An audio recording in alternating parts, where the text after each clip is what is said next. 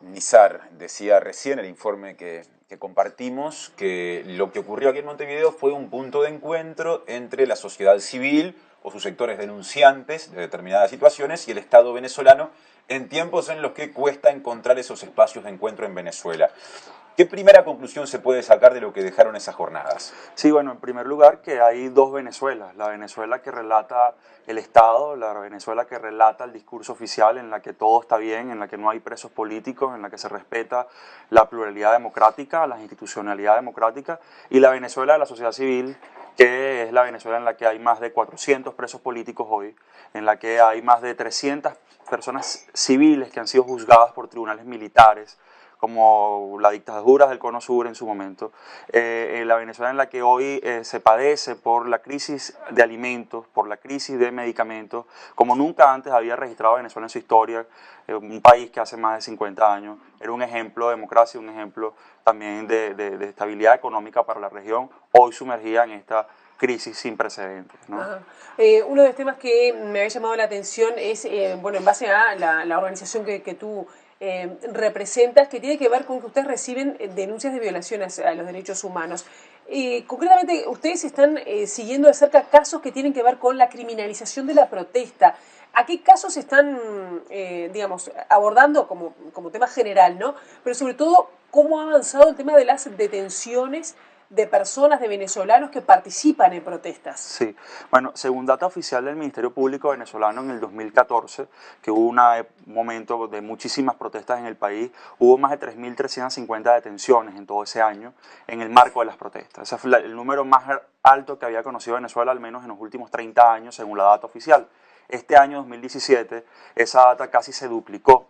Ya van más de 5.000 personas en lo que va de año, según cifras oficiales del Ministerio Público y cifras que llevamos diferentes organizaciones de la sociedad civil, que han sido personas que han sido detenidas en el contexto de manifestaciones. Es una cifra sin precedentes que nunca habíamos visto en Venezuela y significa pues el intento de criminalizar a quienes disienten del gobierno y a quienes usan el mecanismo de la protesta social, de la protesta ciudadana, como un mecanismo de lucha para exigir reivindicaciones sociales, para exigir acceso a alimentos, a medicamentos o para exigir cambios políticos como en cualquier país democrático se puede ejercer.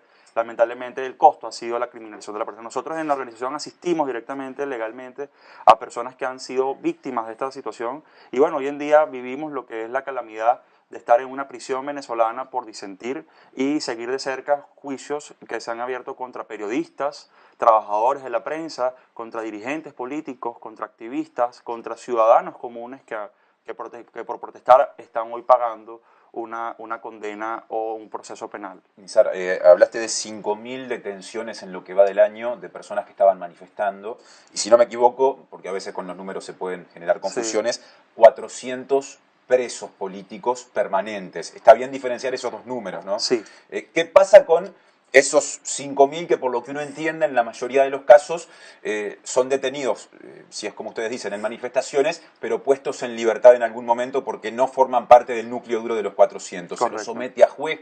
¿Qué ocurre en esas horas? Correcto. En esos casos, bueno, son personas que detienen, que permanecen alrededor de 48 horas en centros de detención, normalmente centros de detención policial o militares, porque la mayoría de estas detenciones son cometidas por fuerzas militares, que en Venezuela se llama la Guardia Nacional, que es un cuerpo adscrito a las Fuerzas Armadas, y luego son presentadas ante un tribunal, les imputan unos delitos penales y queda abierto el proceso, salen en libertad condicional con medidas restrictivas como presentaciones periódicas cada 8 días, cada 15 días, cada mes, prohibición de salida del país, algunos tienen prohibición de declarar en medios, otros tienen prohibición de poder concurrir a nuevas manifestaciones, es decir, este es el tipo de proceso en el cual hoy se encuentran el resto de las personas que no están privadas de libertad.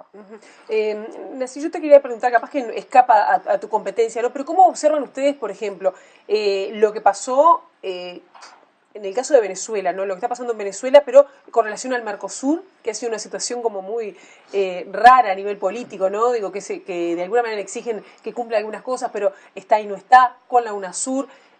¿Ustedes se sienten que están quedando aislados del concierto del continente, del concierto latinoamericano, por esas cuestiones de alianzas políticas?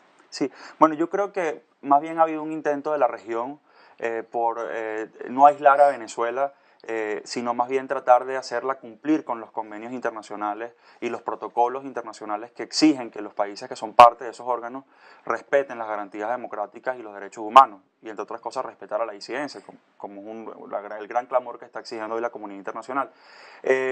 Lo que yo sí creo respecto del concierto de las naciones es que reaccionaron muy tarde. Y allí, como joven venezolano hoy, yo reclamo de la región el por qué la reacción a Venezuela no fue antes. Yo creo que la situación en Venezuela hoy, que está muy deteriorada y que pudo haberse evitado si los países hubieran tenido una reacción distinta hace unos años, cuando ya esto se advertía, cuando ya esto se venía a venir, cuando las garantías democráticas se estaban socavando, el Poder Judicial y las garantías de independencia judicial se estaban socavando, que fueron las bases que están permitiendo que ahora lo que está ocurriendo hoy, en una magnitud mucho más grande, esté ocurriendo. Y que además no sea un problema solo de Venezuela. Quienes hoy nos están viendo saben que el problema de Venezuela hoy trasciende las fronteras. Hay venezolanos en todas partes de nuestra región. Hay venezolanos en Uruguay, en Colombia, en Brasil, en Perú, buscando oportunidades porque realmente en Venezuela no las tienen. Y eso hoy nos está presentando una problemática también interna en nuestros países por la acogida de la cantidad de venezolanos que hoy están buscando el auxilio en otros países. Y el papel de Almagro, perdóname que te interrumpa, sí. ¿Cómo se ve, no? Porque desde el concierto internacional o desde los gobiernos parece que está como, divorciado de lo que piensan a veces los gobiernos, ¿no? Bueno, fíjate, como secretario general de la OEA, ¿no? Sí.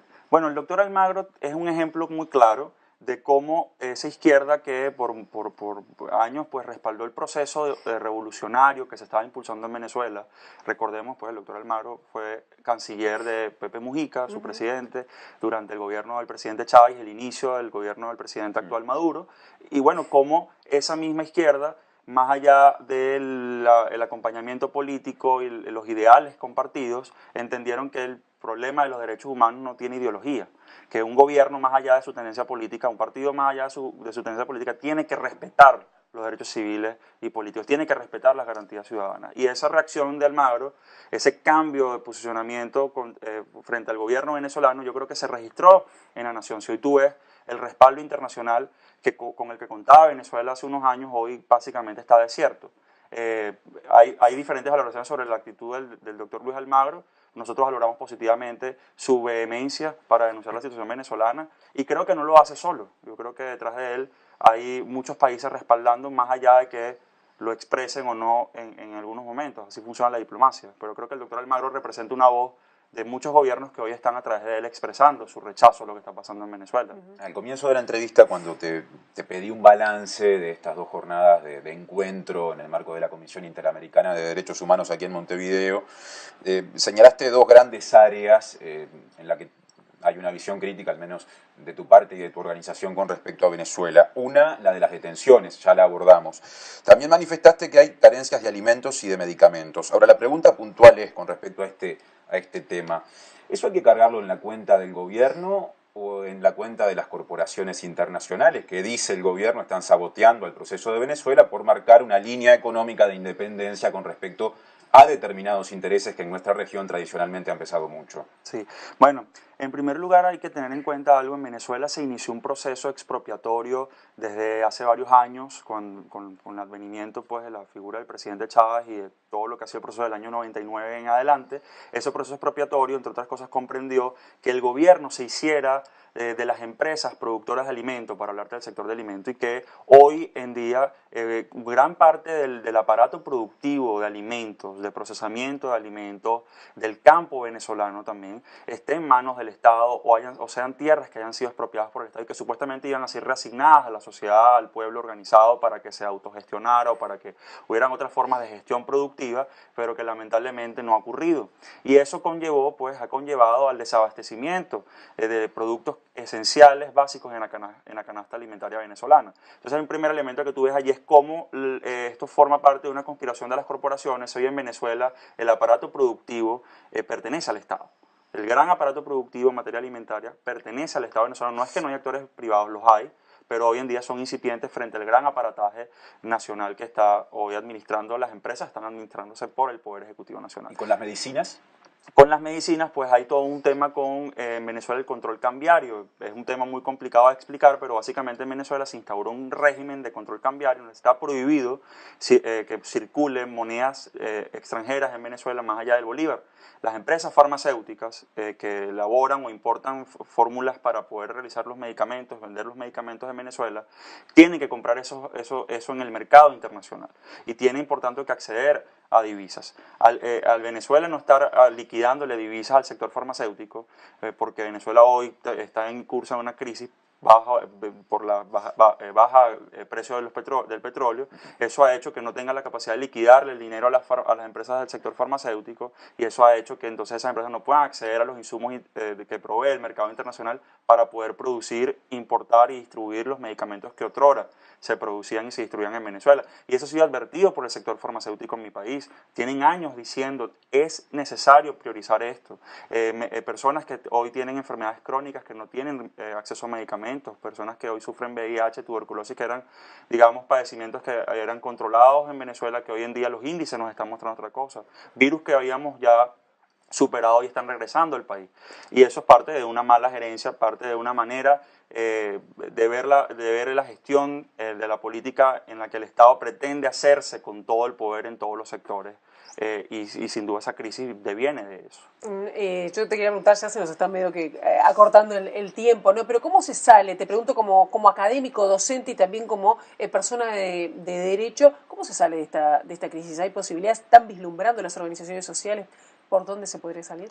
Bueno, yo creo que esa es una pregunta que digamos, se desplaza más al terreno político, porque toda salida, proceso, pasa por una resolución política en primer lugar, pero nosotros creemos siempre que hay sin duda caminos para poder superar estos problemas. El mundo, el hemisferio ha sido testigo de crisis y de problemas muy graves de los cuales se pueden salir. ¿Se puede salir cómo? Bueno, se puede salir si en primer lugar el Estado venezolano, que es quien ostenta el poder, el gobierno, entiende que debe reconocer a los diferentes sectores que hacen vida en el país, entiende que debe reconocer la problemática, y desde ese primer paso creo que se pueden abrir múltiples puertas de solución para que Venezuela pueda transitar un camino en donde se recupere la institucionalidad democrática, en donde podamos reconocernos unos a otros, porque esto es muy importante. No se trata de la sustitución de un poder por otro simplemente, se trata de resolver unos problemas muy profundos que está viviendo la sociedad venezolana y que van más allá de un simple cambio de gobierno.